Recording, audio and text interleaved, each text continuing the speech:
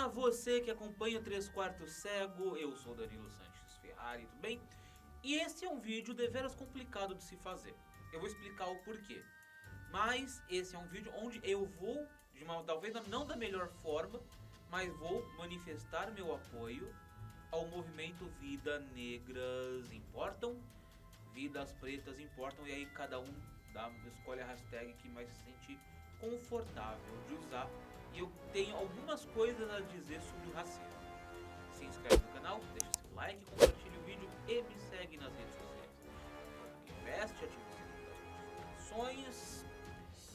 A ideia inicial de qualquer pessoa que está pedindo, ou até mesmo dos negros, pretos, que estão pedindo para as pessoas darem apoio ao movimento, é você recomendar produtores de conteúdo negros, seja youtuber, seja escritor, seja cineasta, seja podcaster, enfim. Acontece que quando eu vou consumir algum livro, é certo YouTube que você acaba vendo a pessoa, mas quando eu vou consumir livro, filme, mesmo podcast, eu não costumo pesquisar a respeito dos autores. Eu pego um livro porque a história me pareceu boa. Ou eu assisto um filme porque a história é boa e eu não vou pesquisar os autores, os diretores dos filmes, os autores do livro, os diretores do filme para saber outras obras dele. Porque eu me prendo à história e não ao escritor, sabe? Tanto que a única escritora que até hoje eu pesquisei alguma coisa séria foi a J.K. Rowling, porque Harry Potter tem uma marcação na minha vida. De resto, o Martin do Game of Thrones, eu nunca pesquisei nada a respeito dele. A escritora da franquia Os Sete Reinos, nada. A escritora do Instrumentos Mortais, também nunca pesquisei nada. Eu não pesquiso sobre os autores. Pra mim, essa é a minha abordagem, é o meu jeito de lidar. Quem tá escrevendo é indiferente pra mim. Eu quero a história. Se a história for boa, não importa quem tá escrevendo. E várias vezes eu já tentei me vender como um escritor deficiente visual.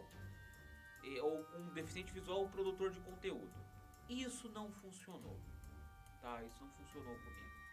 Porque as pessoas, por exemplo, pessoas aqui no canal, que vieram seguir o canal, a grande maioria, pela minha análise, seguiu por dó. É dozinho, coitado. Dozinho, coitado do deficiente visual, tá com um canalzinho no YouTube. Vamos seguir? Viu um vídeo do canal e nunca mencionou nada. Então eu não sei se você recomendar escritores, diretores por uma característica física que faz parte de uma minoria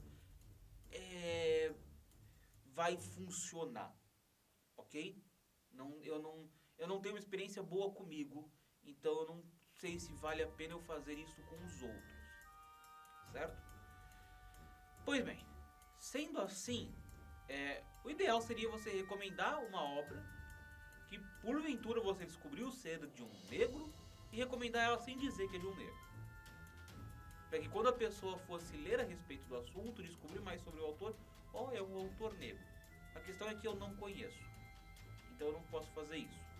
Mas eu tenho uma outra contribuição para dar. Eu também não estou tentando parar de me vender como deficiente visual que faz alguma coisa, porque eu sinto que isso não dá muito certo. Fora do mundo dos deficientes visuais, e eu não quero me vender só pro mundo dos deficientes visuais, eu quero me vender pro mundo. Certo? Vamos lá. As pessoas costumam, quando a gente fala em políticas afirmativas, privilégios, digamos assim, vamos usar esse termo por enquanto, para que pessoas negras ou pessoas com deficiência tenham acesso privilegiado ao ensino público, a cotas e tudo mais, as pessoas falam: mas eu não fui racista, eu não fiz essas pessoas de escravas, eu não estou fazendo mal a essas pessoas, porque eu tenho que ser prejudicado e perder a minha parcela, sendo que eu fui melhor na prova, por causa de cotas para outras pessoas, para outras raças e outros grupos. Pois bem, meus pais, meus avós, meus primos, minhas primas, meus tios, podem não ter sido racistas, podem não ter sido escravagistas. O problema é que por um longo período da história, a sociedade branca foi racista. A sociedade branca foi escravagista, certo? E quando o escravagismo acabou, quando o racismo... Bom, o racismo não acabou. Quando o escravagismo acabou, essas pessoas, esses negros que antes eram escravos, ou que lutavam pela sua liberdade, de repente estavam livres, mas sem suporte, amparo nenhum. Porque até aquele momento o Estado não dava educação, até aquele momento o Estado não dava nada para os negros. Ninguém dava nada para os negros. Eles eram, se é que dá para dizer, educados ou treinados para ser servientes, subservientes. Então, quando eles foram libertos, eles não tinham acesso a ensino, eles não tinham acesso a um trabalho digno, eles tinham que lidar com pouca coisa, eles tinham que lidar com praticamente nada. Tiveram que caçar suas migalhas a partir daí. Eles não tinham moradia porque eles moravam nas senzalas. E aí acabou o escravagismo, acabou as senzalas, então eles também não tinham onde morar. Então você tinha um problema social para o qual a sociedade não olhou. E se hoje a gente acaba tendo, na verdade, a maioria das pessoas negras que acabam cometendo crime, não é necessariamente porque elas querem fazer isso, ou porque elas são más. É porque a sociedade não deu uma maneira de essas pessoas conquistarem algum espaço e recuperarem aquilo que foi tomado delas, sua dignidade. A gente vê hoje, as escolas públicas a gente sabe que geralmente são as escolas com maior problema. E geralmente, lógico que brancos também frequentam as escolas públicas, mas majoritariamente os negros frequentam as escolas públicas em detrimento das particulares. Você vê muito branco em particular, mas praticamente você não vê negro, porque particular tende a ter um ensino, não é via de regra, mas tende a ter um ensino melhor. Então você tem pouca oportunidade de ascensão social para essas pessoas negras que no passado tiveram suas vidas destruídas e quando foram libertas não houve nenhum amparo. Então sim, a sociedade precisa fazer algo hoje para corrigir esse erro histórico e para dar chance para que essas pessoas tenham ascensão social, tenham uma vida um pouco mais digna, para que não precisem cometer crimes. Não estou dizendo que devemos passar a mão na cabeça de quem comete crime, mas a gente tem que entender o instrumento que gera essa situação, certo?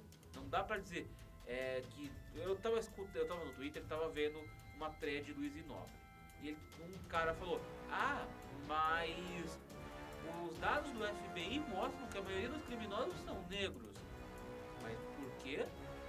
Porque justamente eles têm uma vida menos digna que as pessoas brancas, uma vida com menos oportunidades que as pessoas brancas. E isso não é racismo reverso, tá? Isso é constatação de fato, certo? Isso é constatação de fato.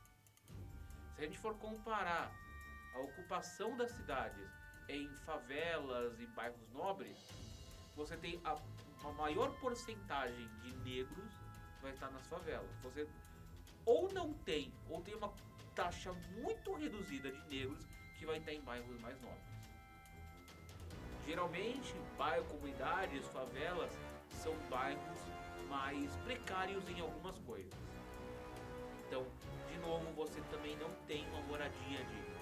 Vocês estão entendendo onde eu estou querendo chegar?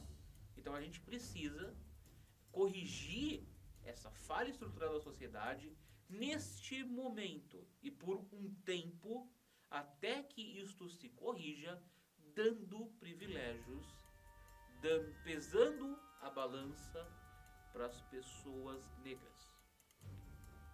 isso precisa ser feito para que a sociedade, na sua tentativa de ser igual com todo mundo, não seja injusta. Porque às vezes ser igual com todo mundo não dá, porque você vai ser injusto com uma parcela que teve menos oportunidades.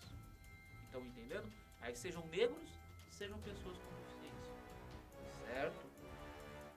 Essa vai ser a minha contribuição. Tentar explicar e tentar esclarecer para as pessoas essa questão dos privilégios não, mas da compensação histórica que a sociedade tem que fazer para com os negros. Se inscreve no canal, deixa seu like, compartilha o vídeo e me segue nas redes sociais como Prana Gearbest, ativa o sininho das notificações. Muito obrigado, falou.